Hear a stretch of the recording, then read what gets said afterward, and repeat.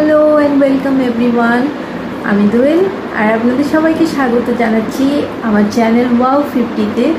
আর আজকে যে ভিডিওটা আমি আপনাদের সাথে শেয়ার করতে চলেছি সেটা হচ্ছে একটা fabric choker making video. Actually upcycle fabric choker making video হবে। সেটার জন্য আমি আজকে যে কাপড়টা নিয়েছি সেটা হচ্ছে এই কাপড়টা ডেনিম ফ্যাব্রিক। আশা করছি ভিডিওটা দেখতে আপনাদের ভালো লাগে। আর আপনাদের কাছে একটা অনুরোধ থাকবে যে ভিডিওটা আপনারা শেষ অবধি দেখবেন, তাহলে বুঝতে পারবেন যে আমি কেমন বানিয়েছি, ভালো খারাপ সুন্দর, কতটা সুন্দর। সো যাই হোক, এবার শুরু করি। একটা শাইনি ব্ল্যাক কালারের ডেনিম ফ্যাব্রিক নিয়েছি আর তার সাথে এই গোল্ডেন লেসটা নিয়েছি। এটা খুব ব্রাইট একটা গোল্ডেন কালার, ক্যামেরাতে অতটা আসছে না। আর এরকম 3টে কালারের আমি থ্রেড নিয়েছি। এবার গোল্ডেন লেসটাকে রেক্ট্যাঙ্গেল শেপে কেটে আমি ডেনিম ফ্যাব্রিকটার সাথে পেস্ট করে দিয়েছি, কারণ যদিও সেলাই করব কিন্তু যাতে নড়াচড়া না করে তার জন্য আঠা দিয়ে আগে লাগিয়ে নিয়েছি। আর এভাবে 4-5টা সেলাই করে নিচ্ছি। আর এই দেখুন 3টে কালারের সুতো দিয়ে আমি 4-5টা এভাবে সেলাই করেছি। আর এটা এতটুকু করতে না ভীষণ কষ্ট হয়েছে, মানে অনেকটা সময় তো লেগেছেই। আর মানে কাপড়টা এত শক্ত, সেলাই করতে খুব অসুবিধেই হয়েছে আমার। সে যাই হোক, দেখতে সুন্দর হয়েছে, আমার খুব ভালো লাগছে দেখে কাজটা।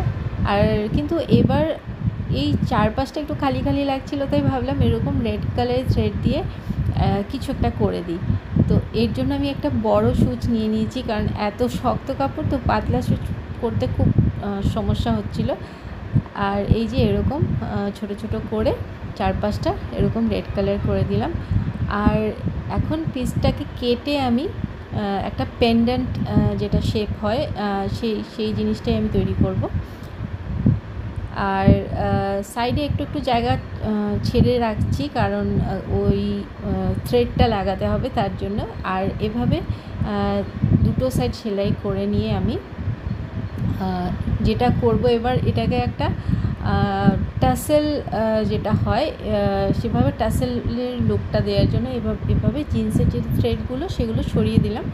আর এই দেখুন, এটা আমার একদম রেডি হয়ে গেছে, দেখতে খুবই সুন্দর হয়েছে।